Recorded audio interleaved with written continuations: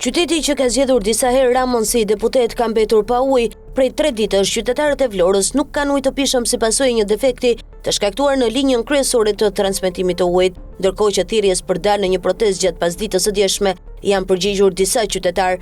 Me bidon ujë bosh në duar, ata janë mbledhur për të shprehur revoltën e tyre ndaj pushtetit lokal dhe qendror përpara teatrit Petro Marko. Madje disa prej tyre kanë mundur të hyjnë brenda ambienteve të teatrit. Kjo situatë ka bërë që vlonjatët i drejtojnë me bidon në duar burimeve të ujit të pishëm të qytetit. Situata më problematike raportohet të jetë në spitalin e qytetit, ku thuhet se pacientët po furnizohen me ujë nga autobotet e zjarfikësve. Një ndërhyrje e kryer 2 ditë më parë për të rregulluar një problem të vogël teknik ka përfunduar në një avari edhe më të rëndë, pasi tubacioni ka shpërthyer gjatë punimeve, duke nxjerrë totalisht jashtë funksionit sistemin e furnizimit, ndërkohë punimet në linjën kryesore të transmetimit me diametër 1000 mm ka nisur që në momentin e parë të konstatimit të defektit të kanë vijuar pa ndërprerje, por ende nuk është zgjidhur problemi. Kreu i ujësjellësit Vlorë Ermal Murati deklaroi dje se për institucionet e rëndësisë së veçantë kanë siguruar zgjidhje alternative, ndërsa ndërhyrja për riparimin përfundimtar vijon ende. Banorët e prekur kanë shprehur shqetësimin e tyre për higjienën dhe shëndetin. Ata ngritën alarmin se mund të shpërthejë ndonjë epidemi,